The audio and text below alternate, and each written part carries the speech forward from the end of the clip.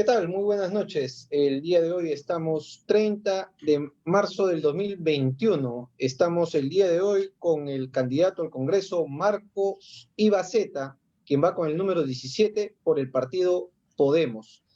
En un momento hará su presentación, pero como es de costumbre ya acá en la Coordinadora Ciudadana de Lima Norte, a través de este espacio Voto Informado, vamos a mandar los saludos respectivos como siempre. Primero mandamos un saludo cordial a Elizabeth Inostroza, que viene apoyando o promoviendo el tema del voto informado a través del Jurado Nacional de Elecciones.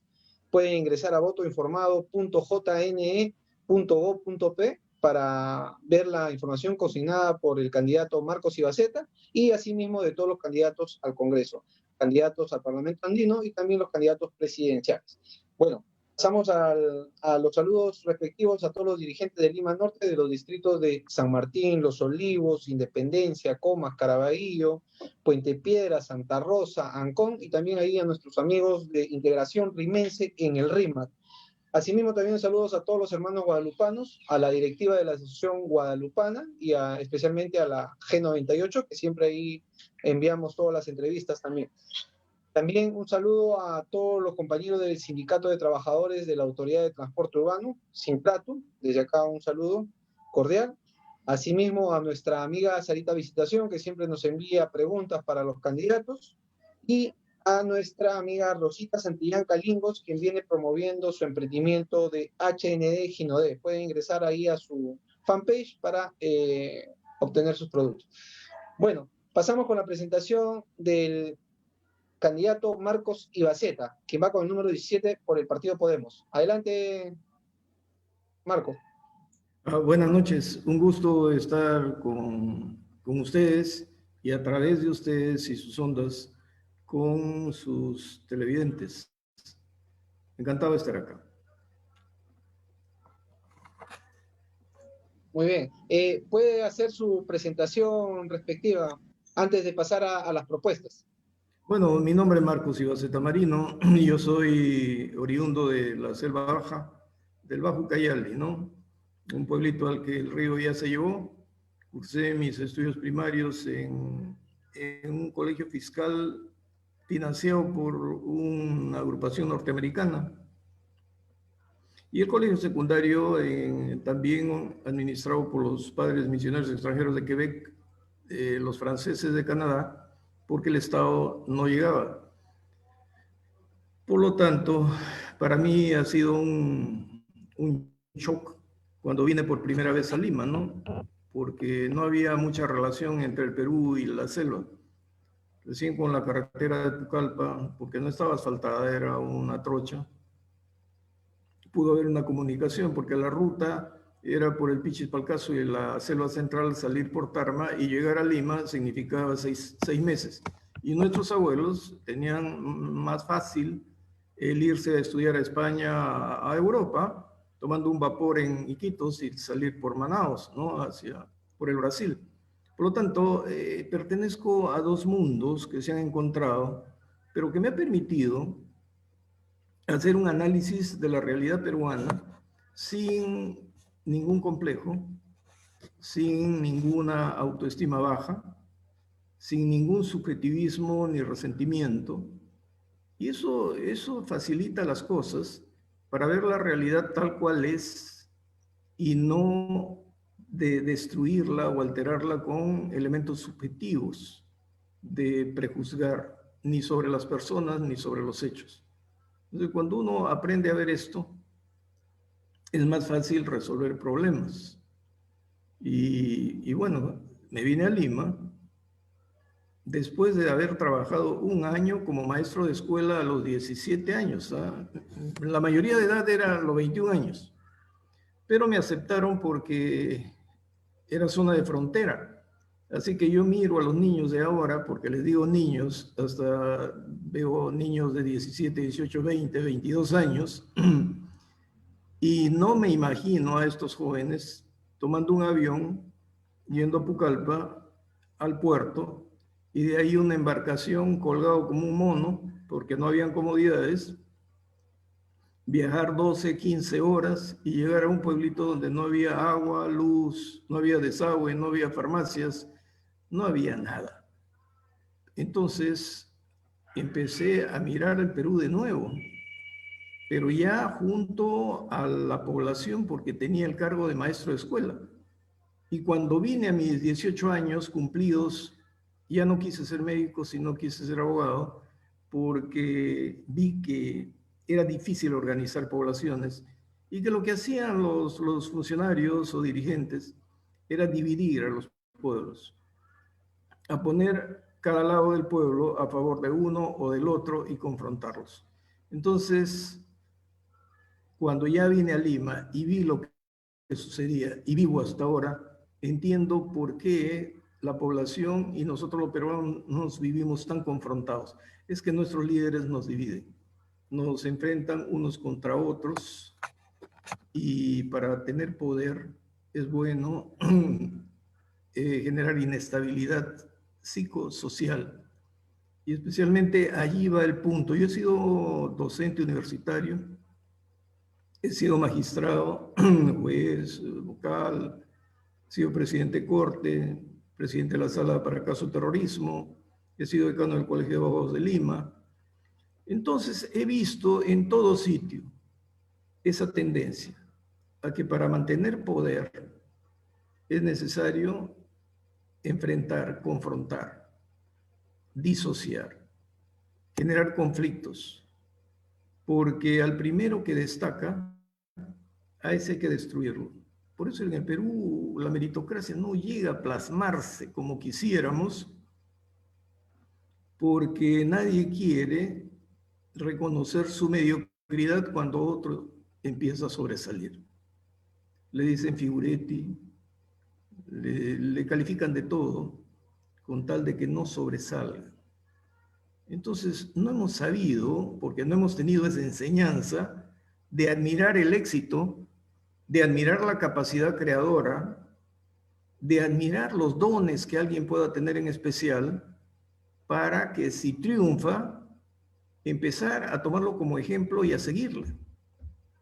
Eso ha sucedido en los países desarrollados. En Estados Unidos, cuando alguien crea, inventa algo, no le tienen envidia. Simplemente hacen lo que los japoneses, ¿no? Imita, iguala y supera. Esa formación no se da en los colegios. Y siempre estamos nosotros tratando de imponer nuestra verdad sobre la verdad de otros, cuando en realidad nada es verdad y nada es mentira, según se nos las explican según las circunstancias. Entonces, cuando tomo conciencia de esto, yo asumo una posición de reforma extrema en el Poder Judicial y al asumir el desafío, yo sabía que podría frustrar mi carrera y se frustró, porque me sacaron del Poder Judicial sin razón alguna. Después, cuando se mostró que no había razón, que fue arbitrariedad, me restituyeron, pero yo ya no quise volver, porque dije, entrar de nuevo a una institución a la que no se puede cambiar, porque ya volvieron al estado anterior y liderazgos no hay, porque todos cuidan su puesto. Ese es otro problema en el país. Todos cuidan su puesto. Así que dije, me voy. Pero de tanto ver lo que ocurre en la política peruana y que este liderazgo nocivo nos sigue persiguiendo desde la República, vamos a cumplir 200 años, y estamos en una situación desastrosa de liderazgo nacional, dije, bueno, ante una invitación de la candidata a la primera vicepresidencia de Podemos, pues a ella, y testigo de lo que yo pude hacer para modernizar el Poder Judicial y acercarla a la población, con una descarga procesal increíble, dije, ¿por qué no? Acepté la invitación para participar en estas leyes electorales y tengo el número 17 como invitado por Podemos. Aquí me tienen ustedes. Muy bien, ahí está el candidato Marcos Ibaceta, quien ha hecho su presentación. Él es del partido Podemos y bueno, nos va a dar en breve sus principales propuestas que tiene o lleva al Congreso, ¿no? De llegar al Congreso, ¿cuáles serían sus principales propuestas o qué es lo que accionaría en primera instancia candidato Marcos Ibaceta? Adelante. Mire, yo no pienso abrir un abanico de posibilidades. Voy a participar en lo que considere conexo a lo que he puesto como objetivo central. En el país tenemos un problema. Tenemos todos los cerros que circundan a las ciudades y los arenales también poblados, en donde viven miles de familias con sus viviendas levantadas, unas de madera, otras de concreto, pero no tienen títulos. Y estamos hablando de miles. Pero para tener títulos hay que seguir unos trámites tan engorrosos cuando los candidatos a presidenciales hablan, vamos a titulizar, realmente a veces no saben de lo que están hablando. Porque cuando uno va y estudia el fenómeno, que ya lo ha visto, yo lo he visto esto como juez, resulta que los pobladores organizados en asociaciones a veces pagan por el terreno. ¿A quién aparece en los registros públicos o es terreno del Estado que así, o también es una invasión? Pero van regularizando su situación. Y acá hay el primer conflicto, ¿no?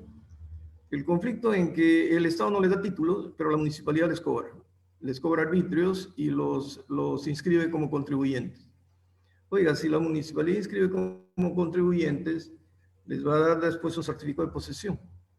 Pero de nada les sirve el tiempo de posesión porque tienen el tema de vivienda, tienen el tema del Instituto de Defensa Civil y también el tema de las municipalidades para el saneamiento físico legal. Entonces, cuando se hacen estudios técnicos, el famoso expediente técnico para la titulación van a tener varios problemas. Si ofrece usted agua y desagüe, no puede realizar ninguna obra si es que primero no construye muro de contención. Y si no hay agua, desagüe ni muro de contención, no puede darle luz. Y si no les da luz, agua, desagüe y con los muros de contención, tampoco podrían titulizar porque hay que hacer estudio de suelos para que Defensa Civil dé el pase correspondiente. Pero eso sería lo de menos, porque eso se puede trabajar en un marco normativo por consenso. El problema mayor es que Sedapal no actúa con la rapidez necesaria y en los registros públicos no sabemos por qué razones. En algunos casos ya no aparece el Estado, sino después de que se han asentado allí a vivir miles de familias, aparece un particular inscribiendo en una partida específica su presunta propiedad. Entonces, tienen que litigar, el Poder Judicial se demora 10 años y no puede entrar COFOPRI hasta que no termine el proceso. En fin, es un mundo de problemas, pero lo importante del trabajo, yo lo que prometo es trabajar un marco normativo para ir abreviando los temas, acelerando los procesos. En Podemos, el plan de gobierno dice que para obras públicas se va a concentrar todo en un ministerio. Y eso es muy bueno, porque los expedientes técnicos se van a concentrar también allí. Y los controles también van a seguir la misma suerte. Y se va a vincular a las regiones y a las municipalidades para que todo expediente técnico tenga viabilidad. Y como vemos ahora, a veces hay presupuesto que no se puede ejecutar por todo lo que le estoy diciendo. Entonces tenemos que revisar primero las normas municipales. Tenemos que revisar el Código Civil para ver el tema de la prescripción, el tema de la posesión de buena fe, de mala fe, la prevalencia de la zonificación, porque hay algunos asentamientos que son un arenal que ha sido poblado por mucha gente, pero hay algunas granjas. Entonces, mire, estoy contando un problema que puede parecer nimio, ¿no? Pero no. La municipalidad le dice que eso es zona agropecuaria. Y si es zona agropecuaria, por esas islas de granjas, cuando tienen un mar de gente allí, le niegan la zonificación urbana o de habilitación urbana. Si la municipalidad comienza con esos temas, entonces va a haber otro pleito con el gobierno local, pero ojo, en un escenario de una corrupción terrible, terrible, porque el principio es básico, ¿no? Lo accesorio sigue la suerte de lo principal. ¿Qué se tiene que definir ahí? ¿Qué es lo prevalente? ¿Las viviendas o los islotes? Si todo fuera zona agropecuaria y hubiesen islotes de vivienda, las viviendas serían lo accesorio. Pero si son islotes agropecuarios y es un mar de viviendas, entonces la zona es urbana, con islotes agropecuarios, que habría que darles el tratamiento correspondiente. En fin, pero este problema que exige ver cada tema de legislación, unificarlo, ¿para qué? Para primero, sanear rápidamente el asentamiento humano. ¿Por qué es importante el saneamiento en todo el país? Comenzando, yo candidateo por Lima, pero lo que se soluciona en Lima y se soluciona en todo el país.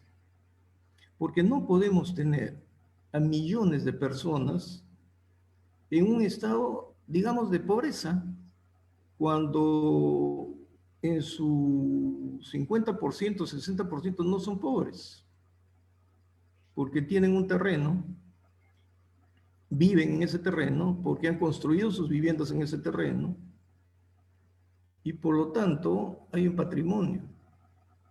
Es decir, hay un elemento económico de respaldo que les pertenece y que debería servirles como soporte para dejar de ser informales, porque casi todos ellos son informales, ¿no? Porque no hay mucha gente calificada allí, la mano de obra no calificada. Entonces, si son informales y no tienen un sustento patrimonial que los vuelva sujetos de crédito en el sistema formal, que exige demasiado, ¿qué va a suceder? Que nuestras calles, en estados de urgencia como estamos viviendo con la pandemia, se van a llenar porque la informalidad va a buscar que sobrevivir. Y si nos liberamos de ambulantes después de una lucha ardua durante años, es porque empezó el crecimiento económico y se generaron nuevas fuentes de empleo. Entonces, si nosotros no hacemos nada al respecto, ellos van a sobrevivir en las calles como nuestros emergentes, ¿no? Que ahora son grandes empresarios. Pero para sobrevivir en las calles, no siendo sujeto de crédito del sistema formal, se genera una banca paralela. Ustedes los jóvenes no han vivido este tema, ¿no? Pero ya nosotros los grandes, en el primer gobierno del señor Alan García, entre el 88 y el 90, ya vivimos esta tragedia. Un desastre económico, una millonaria inflación, sin trabajo, altos costos en bienes y servicios, ambulantes por todos lados y banca paralela. Y para ir ¿La banca paralela qué hace? Para ir aterrizando ¿Qué? más o menos, ¿cuáles serían Sí. el tema, las propuestas de todo lo que nos ha indicado? Simplemente les estoy dando la ruta de las propuestas, ¿no? Primero, trabajar el saneamiento físico-legal de los asentamientos humanos, que de por sí es bastante complejo y les he marcado todas las fases que debe seguir ese tema. El segundo tema es el objetivo del saneamiento, controlar la informalidad y convertir a los informales en emprendedores, pero dentro de la banca formal y no en una banca paralela, donde les quitan todo y les dan poco. Y también para evitar que en la desesperación la gente caiga en manos de las pirámides. Ustedes no han escuchado hablar de CLAE, ¿verdad? Pero empieza la gente a desesperarse y poner su plata en un lugar donde al comienzo le dan un mundo de intereses y después cuando se derrumba, la gente termina No más hay nada. pobre y sin nada. Si nosotros no logramos ese proceso, porque tengan en cuenta que estamos en tiempos de pandemia y no hay visos de solución a corto plazo. Por lo tanto, un gobierno va a tener que manejarse dentro de la crisis y tenemos que evitar efectos de crisis, porque cuando existe banca paralela ya entramos al tema de seguridad, que vamos a tener que trabajar junto al Plan General de Podemos con un marco normativo para contrarrestar a la delincuencia. La banca paralela no utiliza el Poder Judicial para cobrar las deudas, utiliza sicarios. Y por lo tanto, si no tomamos en cuenta este peligro, nuestras calles se van a llenar de delincuentes, de matones, y donde la vida del deudor no va a servir, no va a valer nada, ¿no? Ahora, la inversión para generar trabajo de inmediato.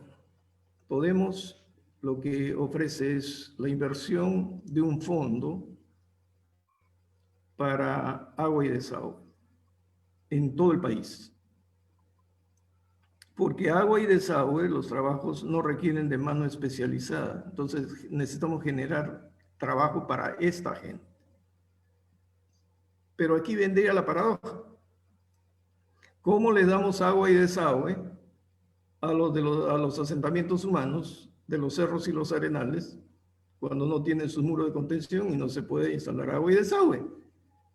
Entonces, cuando se habla de estas cosas, hay que pararse un poco en los detalles para ver las fases y qué se prioriza, porque no va a sobrar dinero, ¿ah?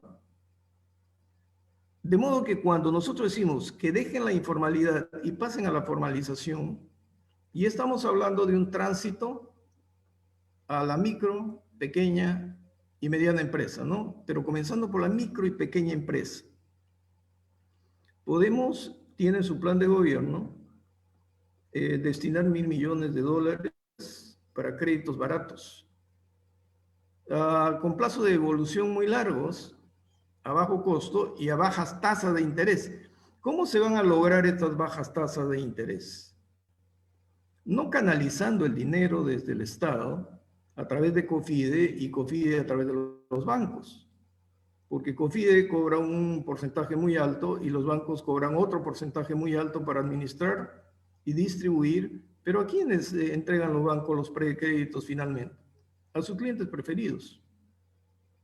Y no llega a la gente que lo necesita. Entonces, para abaratar el interés hay que utilizar las cajas vecinales, las cajas municipales, las cajas rurales. Con ese sistema, los pequeños negocios de la cuadra estoy diciendo, ¿no? Un préstamo, una ferretería, una peluquería, un taller de mecánica del barrio, entonces puede acceder a ese crédito a bajo costo, a bajo interés. ¿Por qué? Porque ellos son los que más trabajo, más puestos de trabajo generan. Esto no significa que no se impulse a la gran empresa, pero a la gran empresa hay que exigirle que compita más en el mercado internacional, que crezca, para que también genere mayores puestos de trabajo.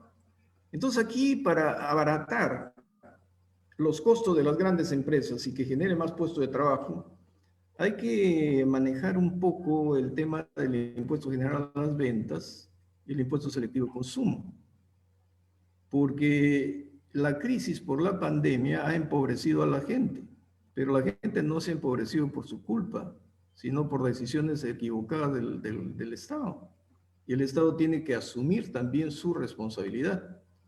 Y el otro gran tema es que si necesitamos dinero, y necesitamos fondos, no podemos dejar de explotar nuestros recursos. Tenemos que explotarlos, pero cuidando nuestro medio ambiente. Cuando hablamos de cuidando nuestro medio ambiente, aquí no entran ideologías.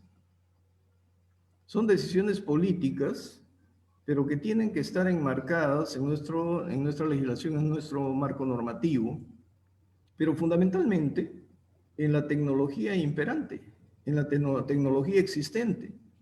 Hay tecnología en el mundo que minimiza los costos ambientales.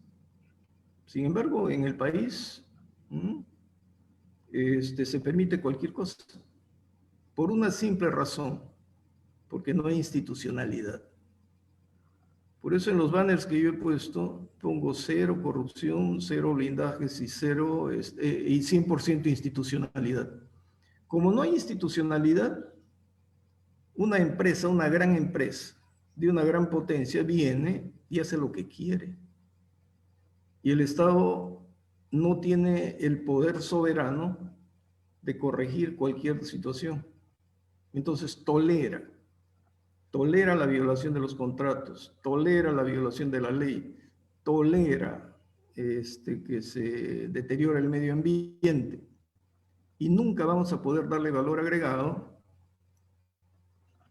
porque los fondos que recauda el Estado no son bien dirigidos, porque una economía en un país no se sostiene si no se generan creadores, es decir, si no hay educación productiva. Y en el Perú no tenemos educación productiva. Alguna vez vino un economista, Porter, en el 2008 más o menos, cuando el Perú era el tigre sudamericano, o así le llamaban, ¿no?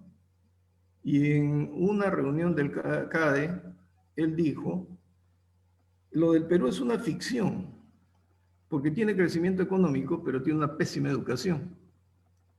Y si tiene una pésima educación, no va a tener el soporte de creatividad. Su competitividad se va a caer. Y si no, decían, fíjense quiénes son los ejecutivos, ¿no?, de las grandes empresas. Hay muy pocos peruanos, porque ustedes han importado ejecutivos ingleses, españoles, chilenos, argentinos, brasileños, pero ¿y ustedes? Y miren cómo empieza a interrelacionarse todo, ¿verdad? Entonces usted me va a preguntar, ¿y por dónde va a comenzar? Ya le dije por dónde voy a comenzar. Por la... Un minuto para terminar el bloque de sí, propuestas. Para primero el saneamiento físico legal, que nos lleva al tema económico por el tema educativo y por el tema de salud. Entonces, si queremos tener un país muy fuerte, tenemos que mirar un trabajo transversal, ¿no? No puede tomarse algo aislado porque todo está interrelacionado. Pero hay que poner el punto en nuestros niños. Si vamos a hacer todo esto, es para generar niños que sí tengan competitividad. Y entonces aquí hay que hacer reforma en la educación. Es bastante amplio, pero si hablamos de concentrar actividades, yo les digo, comenzaríamos primero por el tema del saneamiento. Muy bien, esas son las propuestas del candidato Marcos Ibaceta, quien va con el número 17 por el partido Podemos. Ahora entramos al bloque de las preguntas. Bueno, nos ha hablado tanto de saneamiento físico legal, seguridad, salud, ¿no? Casi todo. Ahora vamos a entrar al tema, una pregunta de salud, ¿no? Usted como candidato, ¿qué piensa de la atención primaria que hay ahorita en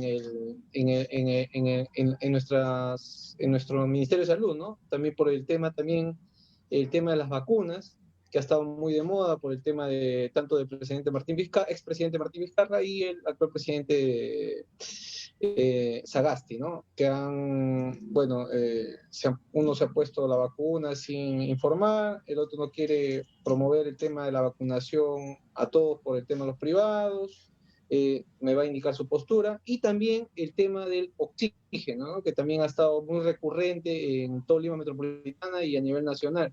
La gente está gastando entre 200 a 500 soles para una recarga de balón de oxígeno y para un balón de oxígeno entre 1000 a 5000 soles con su recarga incorporada. ¿Qué es lo que piensan estos tres puntos claves? Atención primaria, del sistema de salud, el tema de las vacunas y el tema de oxígeno. Mire, en el tema de atención primaria simplemente aplicaría lo que existía en la selva, donde no se esperaba que los enfermos lleguen a los hospitales, sino que allí se conocían qué enfermedades afectaban, ¿no? Las famosas enfermedades tropicales. Y el sistema de salud, el área de salud, enviaba deslizadores a todos los pueblos ribereños a tomar muestras de sangre. Y las muestras de sangre después venían al laboratorio y podían más o menos establecer los puntos de contagios o dónde iba brotando determinada enfermedad. Si brotaba el sarampión, ya sabían que se venía el sarampión con todo, ¿no? Si había lepra, había que prevenir el tema de la lepra, porque no olviden que en zonas húmedas la lepra se contagia. Ahora se ha logrado controlar, por eso ustedes no escuchan de lepra, pero el leprosorio de San Pablo de Iquitos era famosísimo. Si venía la varicela, la rubiola, la tosferina, en fin. Pero cuando se cuantificaba la amenaza, saliendo a buscarla, entonces ya se tenía preparada una cantidad de vacunas, de acuerdo al nivel de población y a las estadísticas. Entonces, ¿cuál era el siguiente paso? No que vengan a vacunarse al hospital, sino que a través de los mismos deslizadores, en la época previa a donde se desataban las enfermedades, se vacunaban en el lugar. Entonces ahora lo estamos haciendo al revés todo. Las postas médicas siempre estaban allí para atender las cosas elementales, lo básico, pero aunque siempre han estado abandonadas, ¿ah? Muy poca capacidad de las postas médicas, pero ahí estaban, para poner inyecciones y un médico o un enfermero para atender casos de emergencia. Pero respecto a las vacunas, lo que quiero es trasladarla acá. Tenemos la pandemia, tenemos el COVID. Mire, podíamos nosotros más o menos calcular estadísticamente la amenaza. Y no obstante calcular la amenaza, porque ya esto estaba produciéndose en el extranjero, en vez de salir a buscar y diagnosticar, no compramos pruebas. Entonces, ahora hay que buscar que comprar pruebas moleculares, pero no que venga la gente qué sé yo, a someterse a una prueba a un hospital, sino que esta atención primaria deben haber, ahí sí estoy de acuerdo que se movilice la policía, la Fuerza Armada, para hacer un mapeo y que se apliquen pruebas moleculares a diestra y siniestra para saber cuál es el desafío que se viene. Y si se viene un desafío, cuando hay una guerra, se moviliza todo el país. No se moviliza solo el Estado, sino que a través del Estado moviliza todo lo que tiene, en lo privado y en lo público. Entonces acá no se puede segmentar a nadie.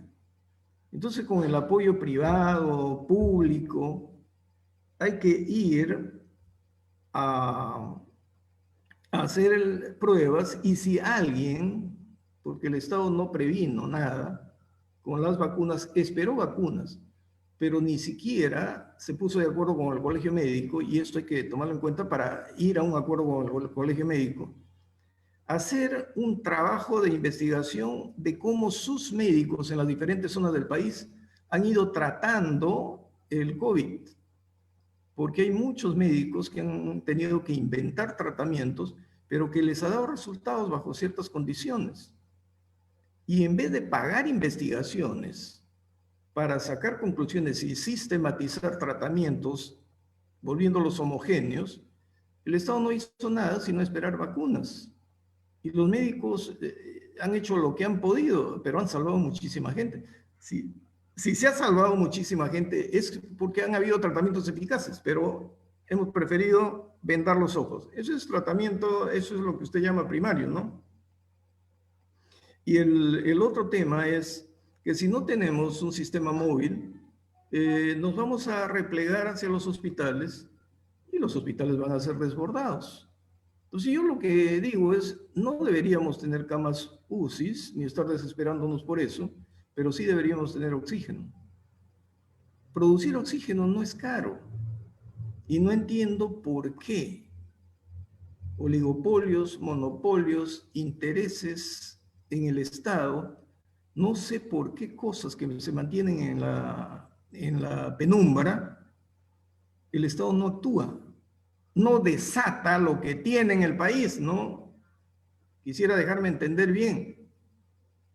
En el país, en una guerra, cuando un país está en una guerra, suelta y utiliza todo lo que tiene.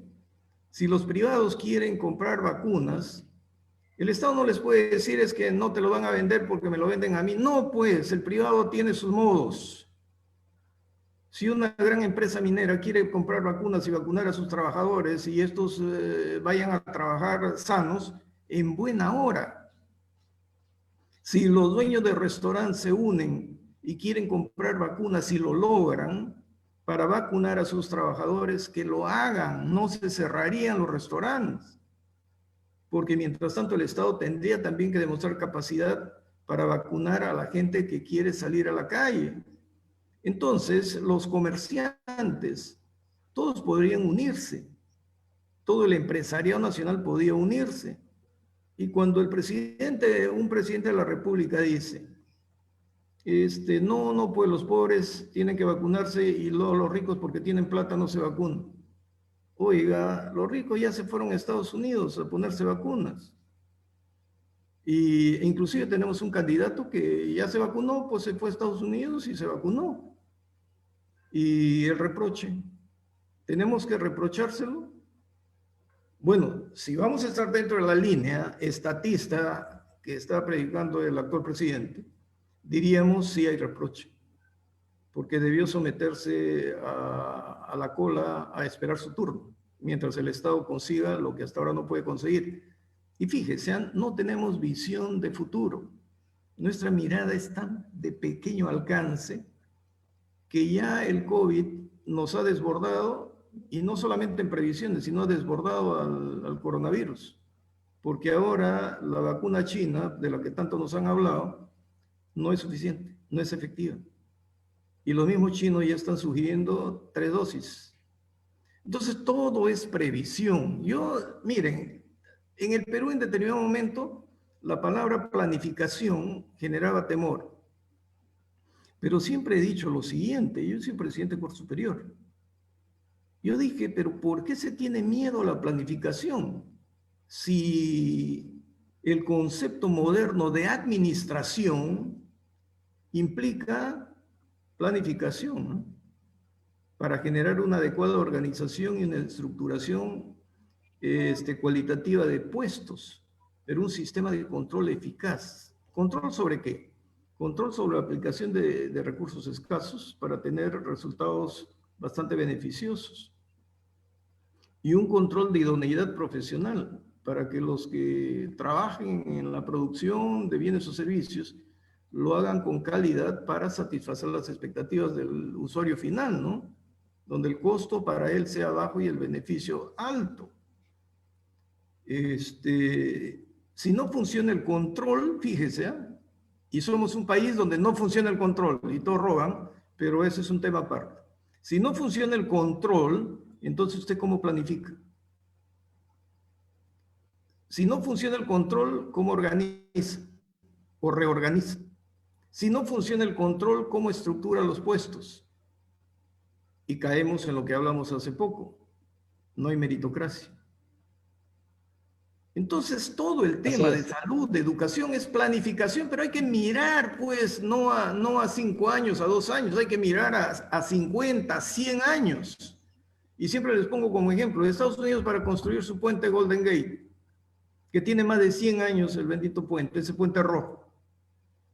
Cuando lo construyeron, seguramente pasaban 5 o 10 carros, pero igual le pusieron 4 o 5 pistas a cada lado del puente. Se proyectaron a más de 100 años. Eso es visión de desarrollo de país. Muy No bien. existe en el país. Pasamos a la siguiente pregunta, ya nos ha respondido largamente el tema de salud. Pasamos al tema de seguridad. Eh, Sabemos que la pandemia ha menguado bastante el tema de la seguridad ciudadana. Lo vivimos todos acá en Lima Norte, en Lima Metropolitana. El tridente de la seguridad, la Policía Nacional del Perú, los municipios locales y las juntas vecinales o rondas urbanas no están articuladas en este momento debido a la pandemia. No están saliendo de manera conjunta a atacar la inseguridad, por eso vemos el alto índice de criminalidad y robos en casas y a personas, celulares y todo, ¿no? Entonces, el candidato Marcos Ibaceta de llegar al Congreso, ¿cuál sería su rol o su representación en sí a estas juntas vecinales o rondas urbanas y su papel fiscalizador a la Policía Nacional del Perú, a los municipios locales y a la Municipalidad Metropolitana de Lima? Yo discrepo un poco con su diagnóstico. La inseguridad ciudadana no se ha acrecentado con la pandemia. La inseguridad ciudadana ya era un grave problema antes de la pandemia. Y eso lo he estudiado desde hace 10 años. Existe una ley del famoso Consejo de Seguridad Ciudadana, donde está en la letra de la ley todo lo que usted está diciendo, que lo preside el presidente del Consejo de Ministros, que está el ministro de Economía, el Ministerio del Interior, el presidente del Poder Judicial, etc. Eso en el nacional. Pero tenemos el Consejo de Seguridad Regional, tenemos el Consejo de Seguridad Provincial, tenemos el Consejo de Seguridad Distrital.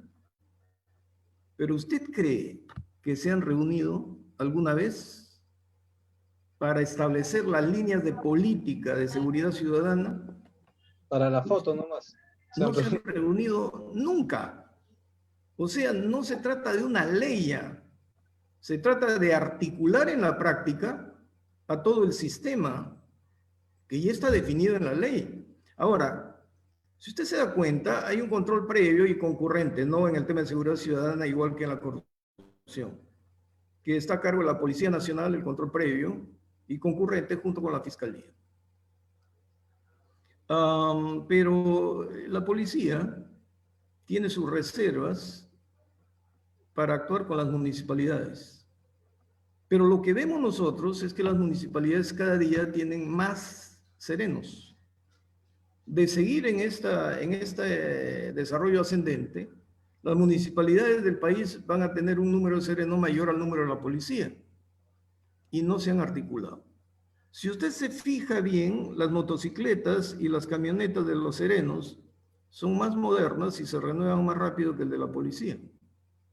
Y están mejor equipados que los de la policía, también hasta en uniformes. Entonces, el serenazgo por municipalidades es una fragmentación de fuerzas, pero focalizadas en sus distritos.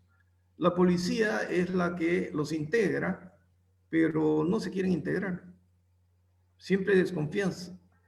Yo creo que aquí hay que tratar el serenazgo como un tema sin fronteras, sin límites distritales. Siempre bajo el comando policial. Y además que los serenos son el nexo entre la población y la policía. Porque ¿a quién llama primero el poblador? A su serenazgo.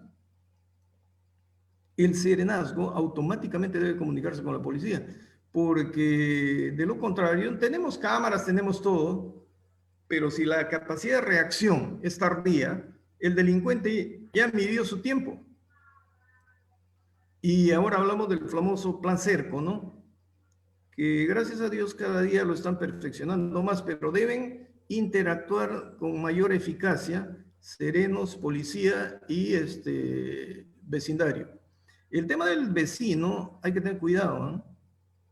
Porque siempre sus denuncias deben quedar en el anonimato, porque los delincuentes tienen amigos, tienen bandas y cuando salen en la televisión normalmente van y los agreden y la población tiene miedo.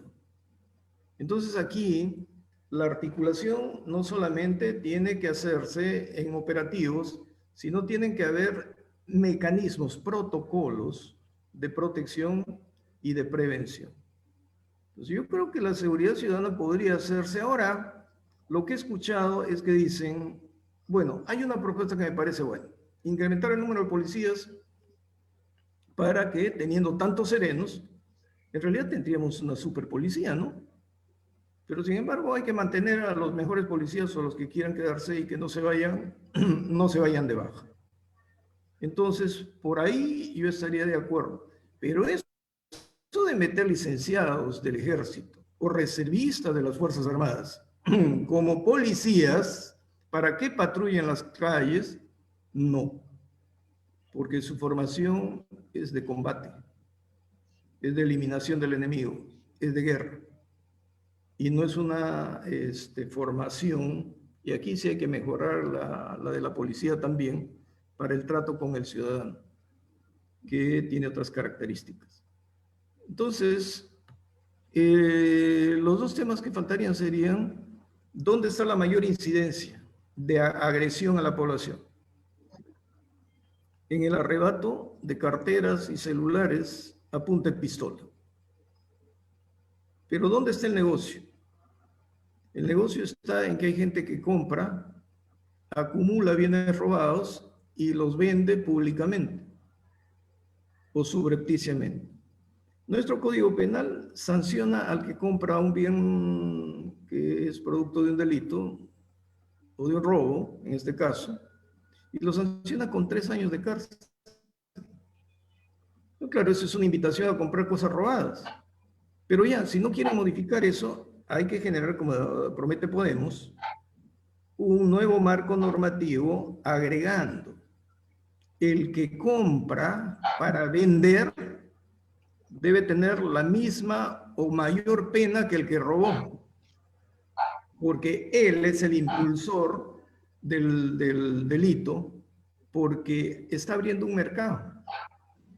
Y si abre un mercado de consumo, entonces necesita proveedores. Y si su mercado de consumo crece porque vende muy barato, entonces sus proveedores crecen. ¿Y quiénes son sus proveedores? Los asaltantes, pues. Entonces es un primer tema, ¿no? Ahí hay que trabajar policía, serenazgo, vecinos y Ministerio Público con Poder Judicial para que las cosas se hagan rápido. Pero tenemos el otro problema, el del crimen organizado, ¿no? Pero eso es algo más grande que no solamente requiere ya policía, Ministerio Público y Poder Judicial. Para que, si no podemos ejercer el control preventivo y evitar el hecho, al menos que el Ministerio Público y el Poder Judicial respondan, no después de 10 años, de 5 años, 6 años, sino después de 3 años, para que con las penas que se impongan a los culpables, disuadan a los demás. Y respecto a los delincuentes, a estos fascinerosos que son muy peligrosos, la verdad es que habría que diseñar una ciudadela de cárceles en Chayapalca. Hay un penal, pero yo pienso en una ciudadela. No pueden estar acá en la costa, porque las cárceles son su base de operaciones y hacen más dinero en la cárcel que afuera. Muy bien, esa es la respuesta del tema de seguridad. Ahora pasamos al tema de medio ambiente y cultura. Ya mencionó algo de medio ambiente. Vamos a ver qué es lo que piensa el candidato Marcos Ibaceta, quien va con el número 17 por el partido Podemos. Por ejemplo, Lima Norte tiene lomas, ¿no? Ecosistemas frágiles que debido a las invasiones que existen en las zonas altas, en los cerros de acá de Lima Norte, y bueno, casi de toda Lima metropolitana, ¿no? Se está perdiendo estos ecosistemas frágiles, ¿no? Y por eso el cambio de clima y todo en ciertos sectores. También tenemos el problema de las huacas, el patrimonio cultural, tanto en Lima Norte como en Lima metropolitana.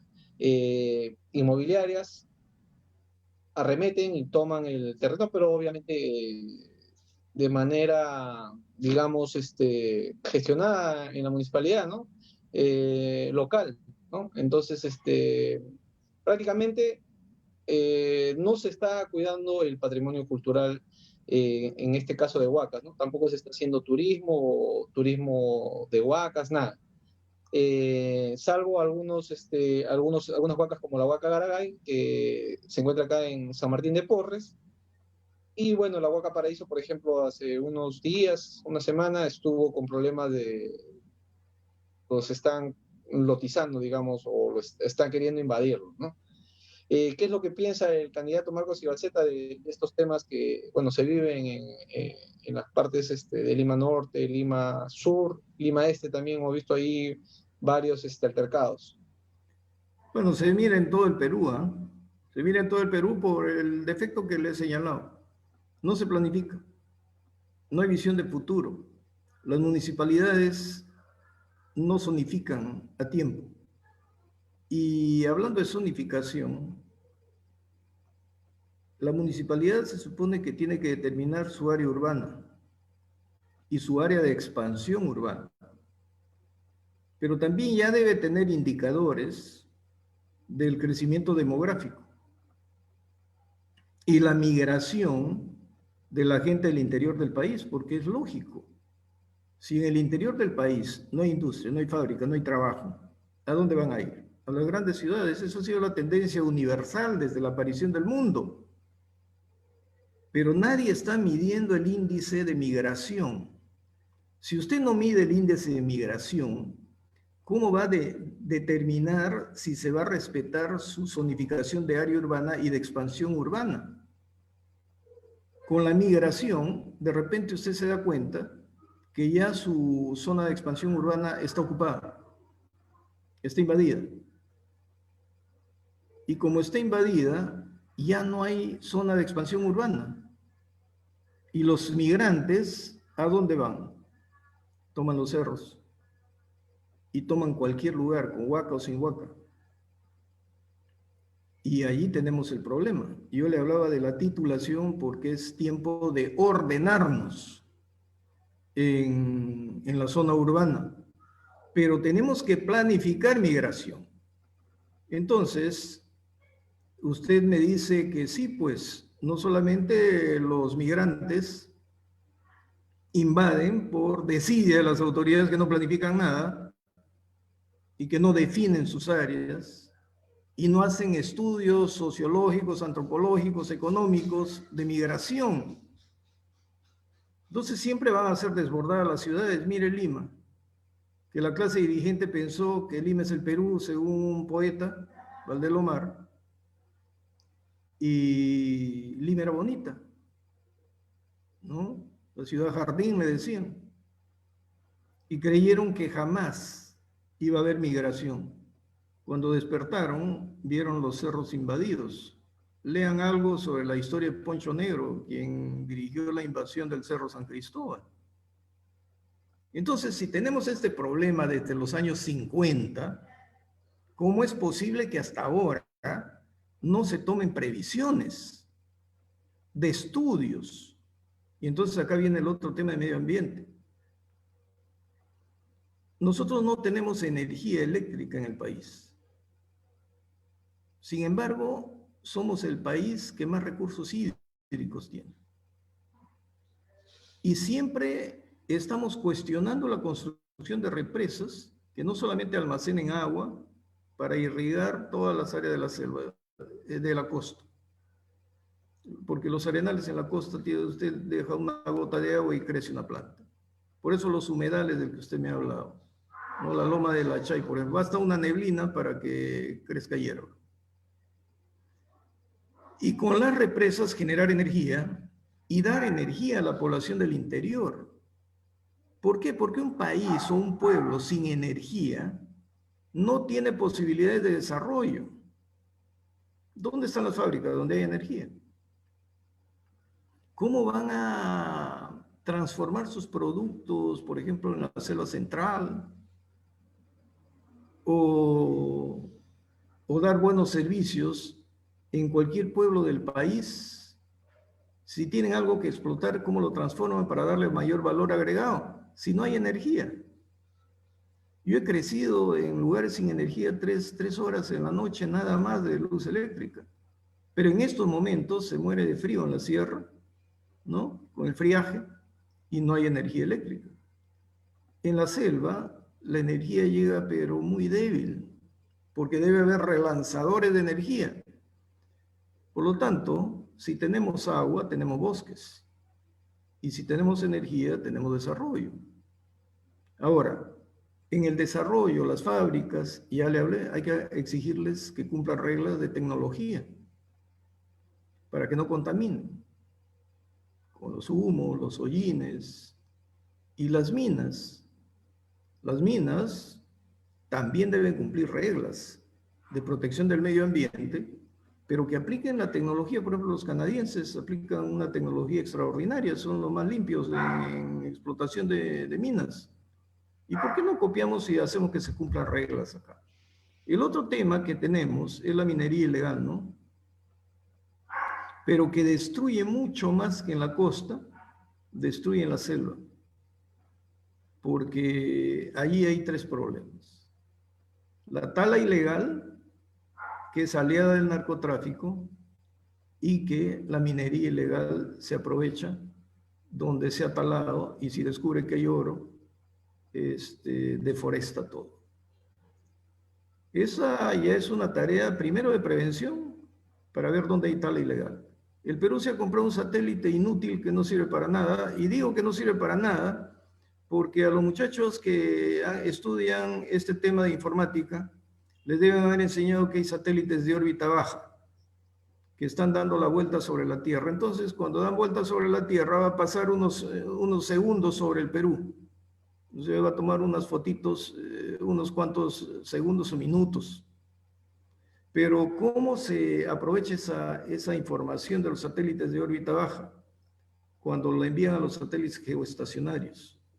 Los satélites geoestacionarios están a 30.000 metros de altura, fijos. Ese sí podría estar fijo sobre el Perú.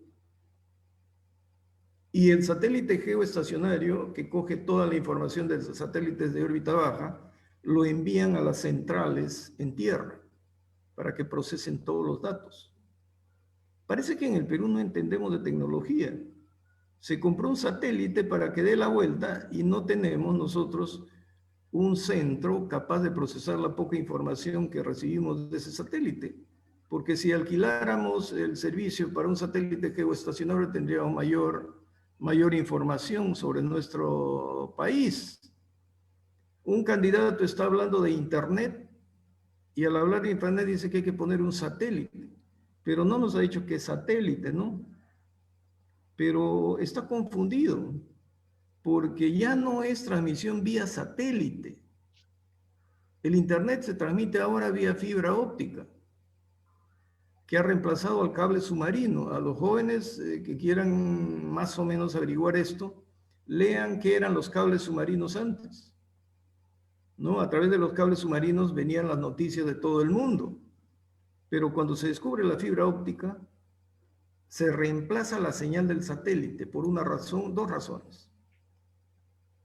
Porque puede ir la información a la velocidad de la luz por la fibra óptica y no sufre distorsiones.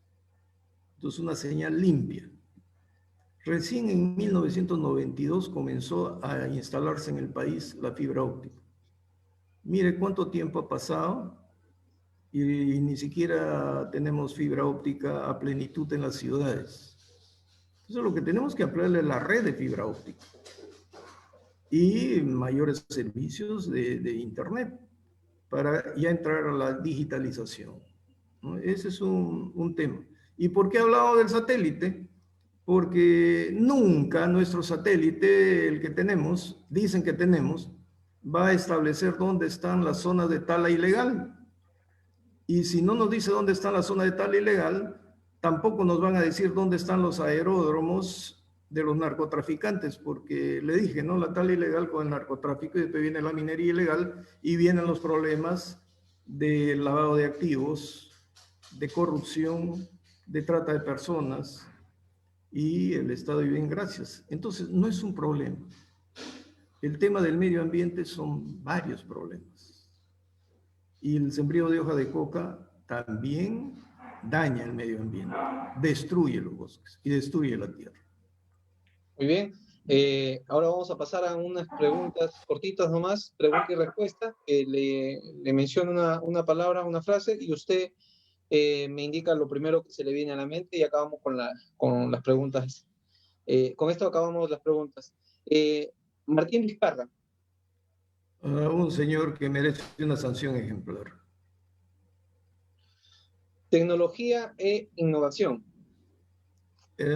Algo necesario en el país, en una educación productiva. informalidad, Un problema que tenemos que superarlo, pero con decisiones políticas y actitudes que dentro de un proceso como el que le he explicado, ¿no? muy bien. Hemos acabado con las preguntas al candidato Marcos Ibacheta, quien va con el número 17 por el partido Podemos. Ha hablado largamente, ya nos hemos salido un poquito del tiempo, pero bueno, ha estado interesante las apreciaciones que tiene el candidato Marcos Ibaceta, quien va con el número 17 por el partido Podemos. No se olviden de ingresar a votoinformado.jne.gov.pe y pueden verificar la información consignada por el candidato y todos los candidatos al Congreso, candidatos al Parlamento Andino y también los candidatos presidenciales. Bueno, ya estamos acabando esta entrevista.